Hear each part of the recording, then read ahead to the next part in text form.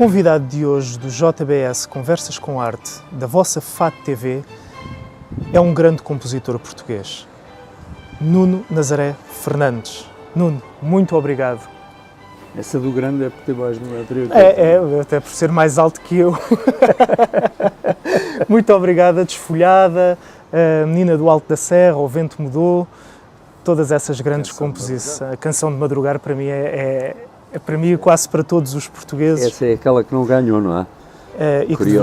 Mas ganha no coração de todos os portugueses, com certeza. Nuno, como é que é gerir a música, o desenho, a parceria com revista, a fotografia, a literatura, porque sei que é um curioso de história, sim, principalmente também, de história de Portugal. Não só por aí, quer dizer, agora também estou praticamente a fazer ficção, não é? Sim. Aliás, como isto é um país de ficção, está nada melhor do que fazer ficção, quer dizer, porque se levamos isto tudo a sério, atiramos, por exemplo, desta janela abaixo. Não é? Que é a tua casa, que é uma vista extraordinária. É uma vista extraordinária que temos aqui sobre Lisboa. É a minha razão de ser de continuar em Lisboa, porque senão já não estava cá. Aliás, quer dizer, Lisboa está sucessivamente a ser roubada aos lisboetas, não é? E pronto, e depois isto é Campo de Ourique, que é... Campo de Ourique nem é um bairro, é um reino. É um reino. Eu pedi para facilitarem a tua entrada, embora não tivesses passaporte para Campo de Ourique, entras no reino de Campo de Ourique. Eu sei, por isso é que assim, o Rui Piloto até disse assim, isto é outra coisa. Mas olha, como é que nasce a parceria com o Ari dos Santos, Festival da Canção, a Grande Simone? Pois, pronto, isto é uma história um bocado continuada, quer dizer, eu estava no 4º ano do técnico na altura, eu e o João Magalhães Pereira, e irritávamos profundamente aquilo que hoje se chama música pimba e que nós, o João Paulo Guerra... Que era o Iaia na altura. Não, ainda não havia. Ainda não havia. A dada altura o João Paulo Guerra cognominou isso com muita graça o nacional cancionetismo. O que era o nacional cancionetismo? No fundo, quer dizer, o desgraçado nacional cancionetismo, que não tinha culpa nenhuma, mas quase que capitalizava, quer dizer, todo o ódio que nós tínhamos, quer dizer, à situação, quer dizer, portanto, sou daquela geração que fez as greves de 62, ainda antes das greves de 68 em França, é bom não esquecer que o movimento estudantil contestatário começou aqui. Portanto, quer dizer, todos nós tínhamos necessidade de exprimir de uma maneira ou de outra e procurávamos isso. O nacional cancionetismo era a música pimba da altura, que realmente nós achávamos que aquilo era piroso, era horrível, não sei o quê e tal coisa, era preciso dar um abanão nesta coisada toda. As letras em geral eram horríveis e portanto, a da altura vem a história do festival, porque é que a gente não há de concorrer ao festival e fazer uma música um bocado para a frente e mudar isto tudo e chocar um bocado as pessoas, no bom sentido. O Vento Mudou, por exemplo, é uma música que tem um grande simbolismo. Tem um grande simbolismo, mas sobretudo musicalmente aquilo mexia, numa altura em que estava tudo dentro daquelas coisas. Também se cometeram depois algumas injustiças em relação ao chamado nacional cancionetismo, porque levou tudo pela mesma tabela, e não é verdade. Houve grandes compositores, para mim um dos maiores foi o Nóbrega e Sousa, que fez canções extraordinárias para muita gente, também para a Simone, não é? E são canções que hoje em dia, se tu ouvires aquilo com um arranjo como deve ser, porque havia ali, quer dizer, estava tudo um bocado, era os sonhos para trabalhadores, eram aquelas coisas todas muito... E há grandes músicas que hoje em dia se tornaram, e muito justamente, êxitos, Sol de Inverno, coisas assim, quer dizer, que são extremamente ricas sob o ponto de vista melódico, só que os arranjos daquilo era demasiado... e depois não havia ritmo, não havia... Pronto, foi isso que nós quisemos chocar e chocámos com O Vento Mudou. Pronto. Depois, a partir daí, no ano seguinte, quer dizer, o Pedro Osório vai com o Carlos Mendes e fazem o Verão, não é? Portanto, começa uma onda e quando chegamos a 69, portanto, eu levo uma canção ao Zé Carlos Ari, que morava na altura na rua do Alecrim, um Torreão e tal, não sei o quê, E disse, pá, olha, está aqui uma canção para ganharmos o festival. Portanto, fazia a música primeiro e o Zé Carlos sempre fiz. Com o Zé Carlos sempre foi assim. Hoje em dia eu prefiro fazer sobre o poema, curiosamente, sobretudo no fado. No fado eu prefiro construir sobre o poema do que... Mas naquela altura eu disse, pá, temos aqui uma canção para ganhar o festival, vais fazer uma letra que é para caçar votos em todas as capitais do distrito. Portanto, vamos a Faro, Cisterna Escura, onde se alberga a aventura. Vamos a Beja, quer dizer, Seara Louca em movimento. Vamos lá para cima, não sei o quê. E depois tem aquela genialidade que ele tinha realmente de fazer. Ele consegue fazer uma canção política, mas aparentemente não é. Aparentemente não é. Depois tem aquela frase que chocou. Quem faz um filho fala por gosto. Filho fala por gosto, mas eu lembro-me que, por exemplo, Casca de Nós Desamparada, nós fomos obrigados a escrever na letra Nós com Z, Casca de Nós Desamparada. Ora, aquele malandro do Zé Carlos, quer dizer, aquilo era Casca de Nós N-O-S, como é óbvio. Pronto, e depois a menina vem depois da Canção de Madrugar, para a Aventura do Zip, quer dizer, é tudo isso, pronto. Foi uma época, eu acho que agora que cheguei a esta idade, porque eu não sei qual é, eu acho que já vivi várias vidas, estás a perceber? Pelo menos várias etapas, não é? São, mas que curiosamente acabam por ser várias vidas.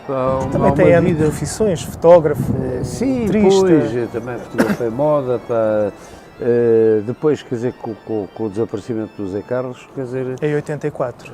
Nós ficamos um bocado órfãos, não é? Mas fiz coisas com outras pessoas, com o Joaquim Pessoa, por exemplo, que é um grande poeta. Aliás, o próprio Ari, que era extraordinariamente duro nessas coisas, esta puto ainda há de ser um grande poeta.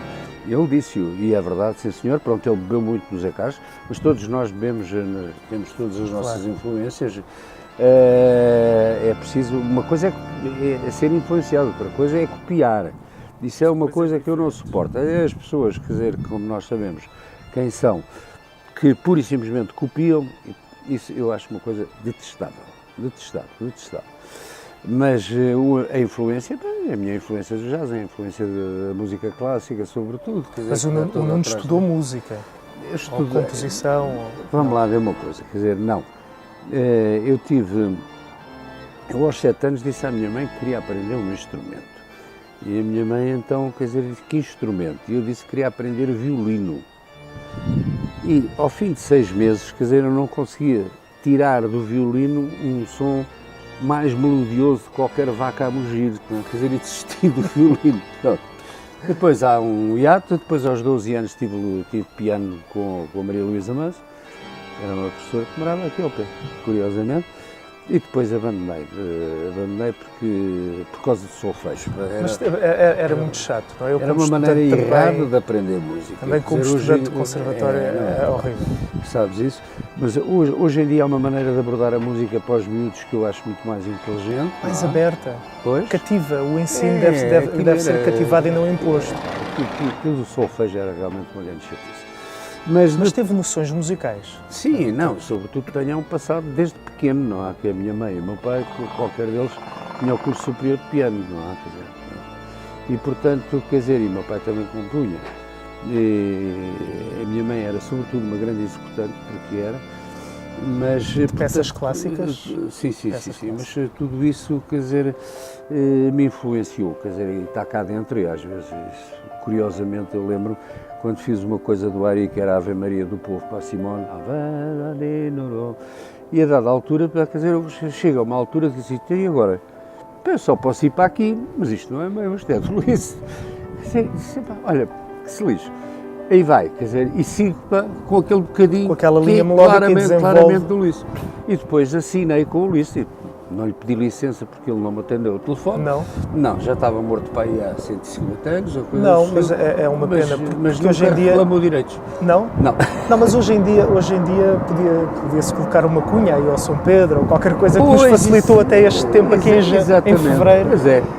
Mas pronto, e foi assim, quer dizer, e portanto essa influência... É preciso ver-se que nós somos bons amigos e temos um humor muito parecido, e por isso gostamos muito de brincar às vezes um com o outro. Pois é, brincar é que às vezes se dizem grandes verdades, mas continuando, quer dizer, apanhando essa linha, portanto, depois naturalmente vem a história dos grupos. Eu acho que devo ter tido o primeiro grupo de guitarras, por aquela altura as formações eram outras, não é? Mas, Nuno, desculpe, só voltando à parte das linhas melódicas, nós, por exemplo, podemos pegar numa linha melódica de Schumann ou Schubert ou um apontamento e desenvolvê-lo para o outro lado, mas não deixar de ser o estilo, como disse, Liszt foi sogro de Wagner, e foi um grande compositor do período romântico, tinha umas linhas melódicas extraordinárias, e não podemos muitas vezes também fugir a esse o principal segredo lado do romantismo. O compositor, porque realmente compositor, eu não sou compositor, eu sou um melodista. Não, quer dizer, compositor era o Mozart, mas o Mozart é tão bom, não é por ser compositor, é por ser melodista. É por criar a célula melódica. Porque, exatamente, quer dizer, você qualquer miúdo entoa, quer dizer, a 43ª, por exemplo, sei lá, quer dizer, é realmente a genialidade do melodista que lá está que faz. Agora, quer dizer, você, quer dizer, diga-me aí qualquer coisinha do Bruckner. Exato. Se calhar é capaz de dizer, mas como tem a formação que tem, depois lê o que lá está escrito. Claro, é. Mas o McCartney é um grande melodista, mas o grande arranjador não foi o McCartney, não é? Portanto, quer dizer, são coisas diferentes, quer dizer, e acho que nós temos melodistas espantosos, como por exemplo o Zeca Afonso. O Zeca Afonso é de uma riqueza absolutamente espantosa. Até há quem diga que ele é o Schubert português. Aceito perfeitamente esse tipo de coisa, quer dizer, agora, quer dizer, o Zeca, por exemplo, não sei, depois perguntava aos amigos como é que aquilo se tocava, quer dizer, era um bocado assim, mas aquela genialidade que ele tinha, quer dizer, ninguém pode tirar, mas não é um compositor. Claro, não, portanto, as linhas melódicas, no caso do Nuno, saem ou trabalha-se? Depois trabalha-se, quer dizer, mas a maior parte das coisas que eu mais gosto, primeiro realmente, quer dizer, vem na cabeça e depois vou ver como é que é. Por exemplo, como foi o caso da Canção de Madrugar. Na Canção de Madrugar, estava a escrever à minha primeira falecida mulher, que era francesa, a França, e comecei, à medida que estava a escrever a carta para marcarmos a data do casamento, estamos a falar numa altura em que não há telemóveis, em claro, que não sei o quê, não é? Estamos a falar em 1960 e tais, 70. E eu começo a escrever e comecei a ouvir a Canção de Madrugar. Começou a ouvir, pronto, agora explica lá isto. E, portanto, interrompi a carta, gravei a Canção de Madrugar e depois retomei a carta outra vez. E quando acabei a carta, telefonei aos acasos e disse, amanhã vou aí, temos uma coisa absolutamente, não sei. Era talvez o ritmo ansioso. Isso é a parte final que não foi feita, não, é a parte inicial. É toda essa parte que é a parte mais romântica, não é? Depois há uma parte mais trágica, que é a segunda parte, não é? Quer dizer, que estavas agora a citar. Essa, curiosamente, é feita depois, porque eu acho que aquilo não podia acabar aqui. E portanto, quer dizer, quando mostrei aquilo aos Acasos percebeu perfeitamente que aquilo era uma grande canção de amor, não é? E só que ele, lá está, genialmente dá-lhe uma volta e trata aquilo como uma canção de amor à liberdade, portanto, duplo sentido, não é? Mas pronto, é assim, quer dizer, agora é evidente que depois a gente tem que trabalhar as coisas e por vezes acontece que uma ideia inicial musical acaba por ser ligeiramente alterada e modificada a própria melodia em função do trabalho sobre a harmonização depois, não é? Quando chegamos aí, quer dizer, isto antes ainda do arranjo final, mas isso acontece, não é? Isso acontece. Outro dia, por acaso, isto foi com uma certa graça, o Silvestre Fonseca, tens que vir cá, que eu vou fazer uma paella, não sei o quê. Não era uma paella, era outra coisa qualquer, porque realmente o tipo é genial, não é só na guitarra. E fomos, havia mais gente e tal, não sei o quê, e tal coisa. E depois, que é para te mostrar o que é que eu fiz com a canção da madrugada. Fiz uma introdução, aliás, faz a introdução, isto deve estar para sair. E digo eu assim, e o que é que achas? Acho que estou muito zangado. Porquê? Porque não me lembrei de fazer essa introdução. Mas isso, e tu percebes isso, quer dizer, pronto, é a nossa linguagem, quer dizer, a linguagem musical. Mas eu depois comecei a tocar guitarra, a dada altura, porque no Estoril o meu quarto dava precisamente para uma outra vivenda, né, na qual havia uma alemã, pela qual eu me apaixonei e fazia-lhe serenatas. Ora bem, eu só sabia tocar, e mal, piano. Portanto, quer dizer, estar a levar o piano para o telhado não dava muito jeito, não é? Quer dizer, e daí, quer dizer, eu ter evoluído para a guitarra, na altura, a escola onde ainda tive lições com o Alvim, curiosamente, tem uma... Fernando Alvim, grande músico. E, portanto, ele era o principal, era ali na João 21, uma escola famosa, e curiosamente eu tenho a mesma guitarra, a mesma viola, aliás, que o Fernando Alvim tinha, porque tinha sido feita pelo Kim Grácio, que é uma lenda. Sim, sim, sim. E, curiosamente, o Kim sobretudo fazia guitarras, não é? Mas fez várias violas também. E essa viola, quer dizer, que eu não vendo por preço absolutamente nenhum. Ou seja, quer dizer, eu não trocava esta vista pela minha viola. E também faz parte da história. Sim, sim, quer dizer, e o Kim saiu, foi o último instrumento que ele fez, foi aquele. Aquilo é uma pena, mas é uma pena, quer dizer, e ele depois foi para os Estados Unidos, não, foi para o Canadá primeiro, exato, foi para o Canadá fazer escalas para a Fender, e depois vai para Boston fazer só as madeiras, as escalas da orquestra de Boston, e depois volta a Portugal já depois do 25 de Abril, com uma reforma absolutamente extraordinária, porque há sítios em que dão valor às pessoas, quer dizer, aqui normalmente só dão depois de mortos. Depois de mortos é ótimo, quer dizer, as pessoas têm direito a tudo e mais alguma coisa. De maneira que, mas lá não. Portanto, é por aí que eu vou... Mas também, além dos festivais, também há o Parque Meyer, as revistas, a parceria... Sim, isso é tudo depois do 25 de Abril, tá? Porque quando eu volto da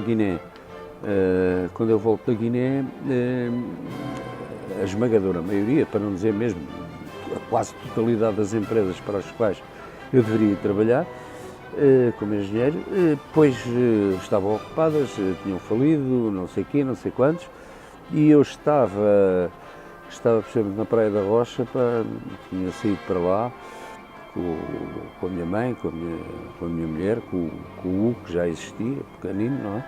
Ele nasceu em 72, portanto tinha 2 anos e picos, quando me telefonam, e era o Zé Viana. Saudoso ator e pintor. Genial, pintor genial, tem um quadro.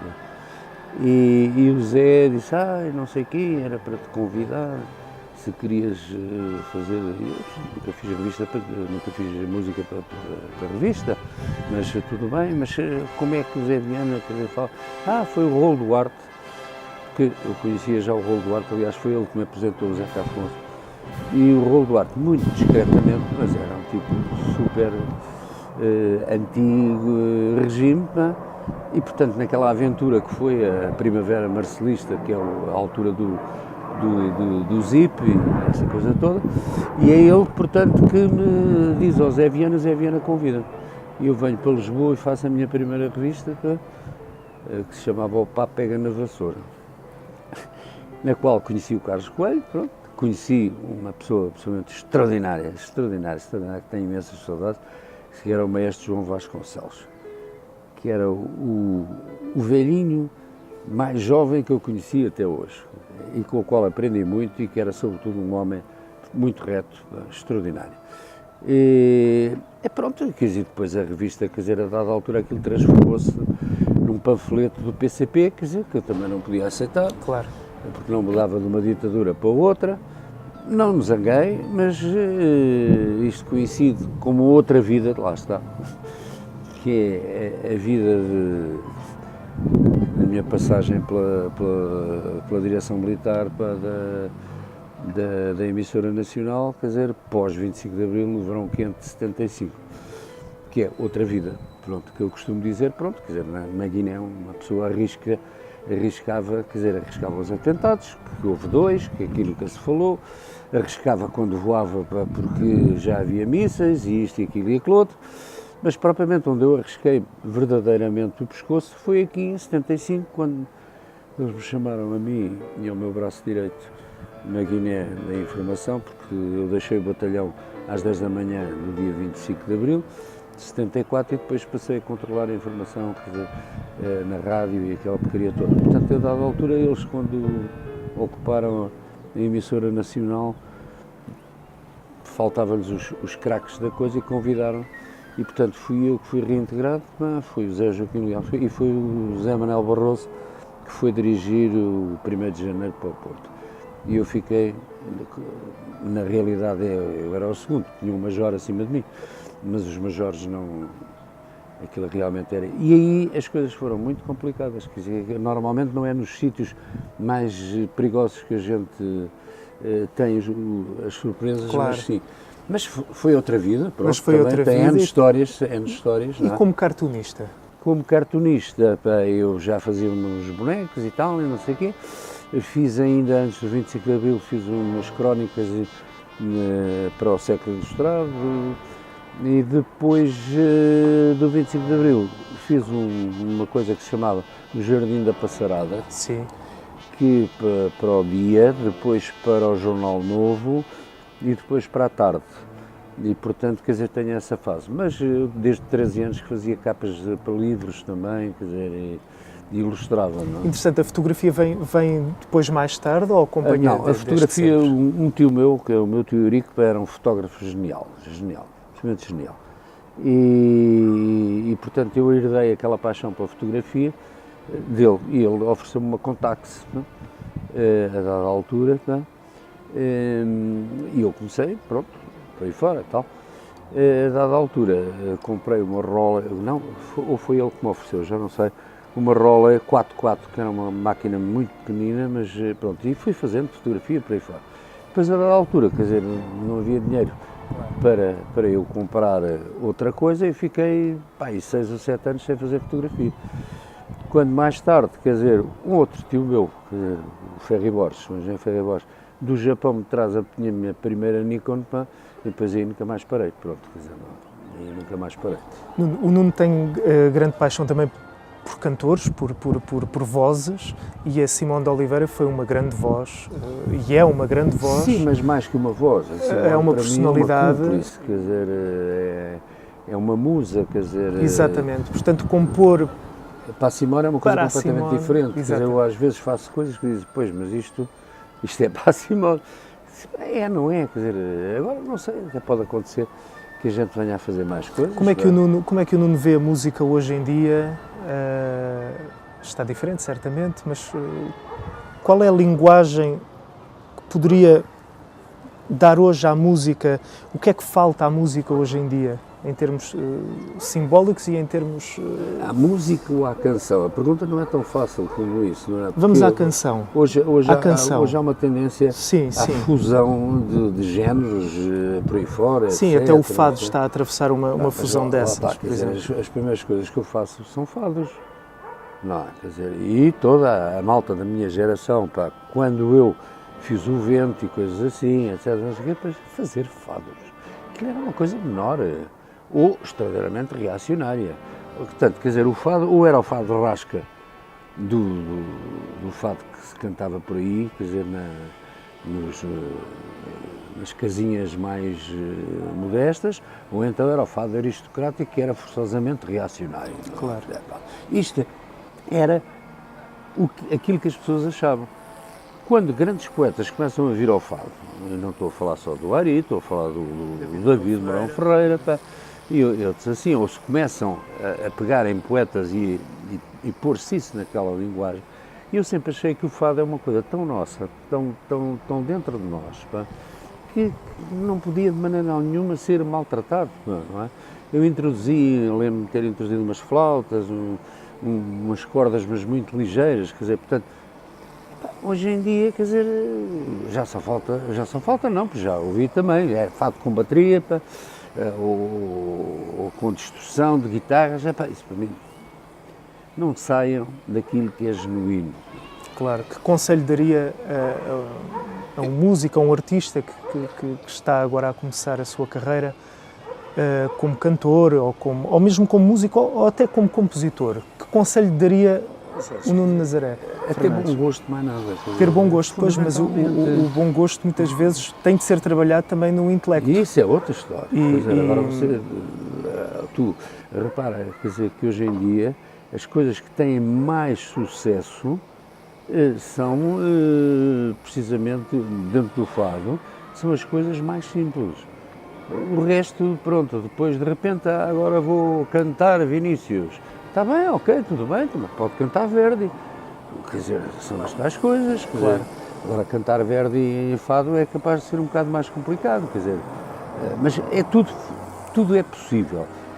Eu acho que as pessoas têm que ser verdadeiras, quer dizer, não é?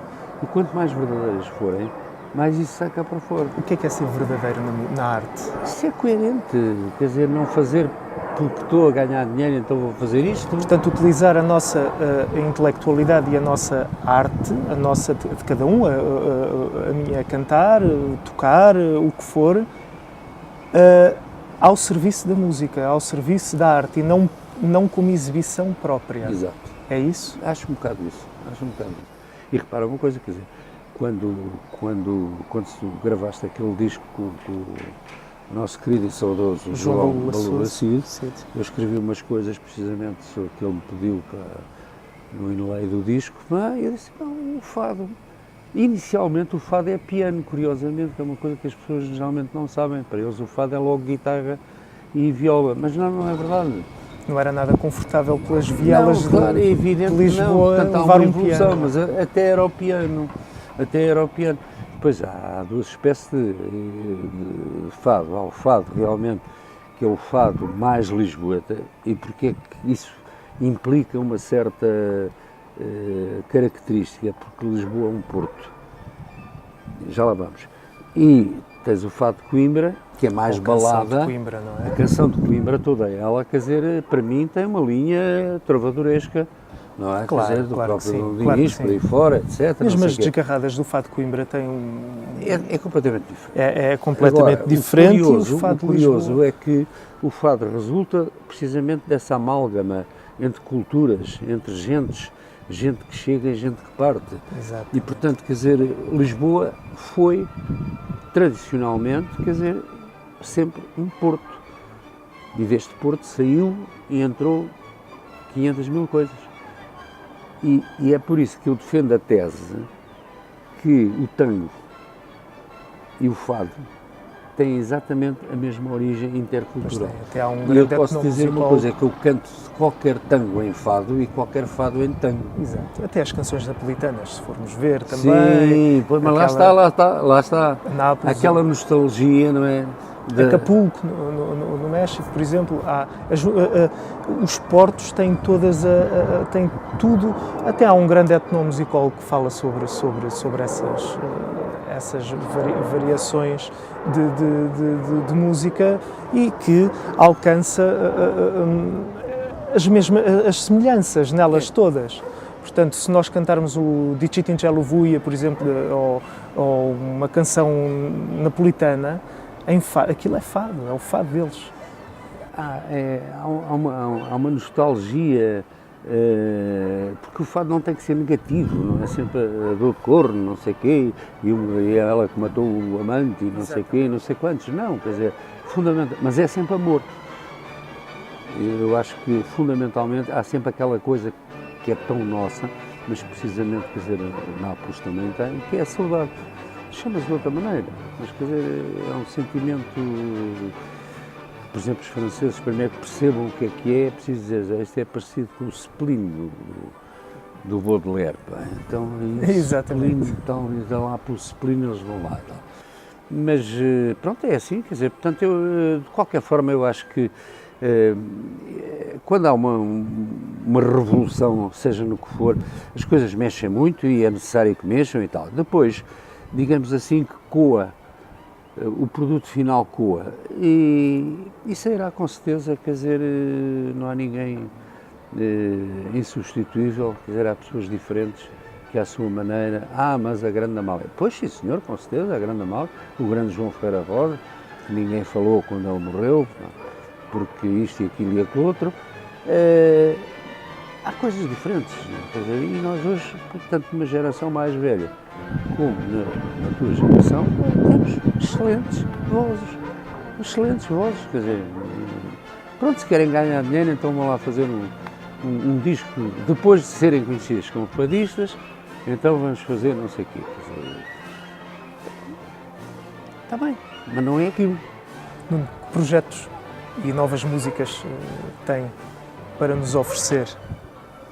Eu deixei praticamente a parte do teatro, fiz grandes revistas, aprendi com gente estupenda, quer dizer, tive o melhor empresário que poderia existir, que era o Sérgio de Azevedo, foi um homem que realmente trouxe ele e o Vasco Morgado, pai, mas sobretudo o Sérgio estava muito virado para a frente, não é? Portanto, trabalhei com os melhores músicos, aprendi com os melhores músicos, quer dizer, tive gente excelente, infelizmente desaparecendo e, portanto, hoje em dia, por exemplo, quer dizer, eu voltar à revista é complicado. É complicado porque ainda me interessa fazer o musical, sim, há projetos ali, sobretudo mas que requer um determinado tipo de teatro, com palcos assim, o assado, porque senão, quer dizer, para fazer comezinho e pobrezinho e mora longe, muito obrigado, não vale a pena, não é? Pronto, e vou fazendo fatos, como tu sabes, quer dizer, não há, mas é completamente diferente do que era antigamente, quer dizer, hoje se me pedem para fazer uma música, eu pergunto, quer dizer, quanto é que eu vou perder com isso, não é? As coisas evoluíram, portanto estou neste momento muito mais virado para o romance, para a ficção, pronto, saiu e agora vamos a ver se este ano sai outro que já está pronto e entregue. Como é que se chama o próximo? O próximo chama-se Sonata em Praia. Tive de ter alguma coisa musical. Muito bem. Nuno, muito obrigado por conversar comigo. Aqui no programa JBS Conversas com Arte da Fado TV. Voltamos na próxima semana. Obrigado, Nuno. Muito obrigado. O gosto foi meu.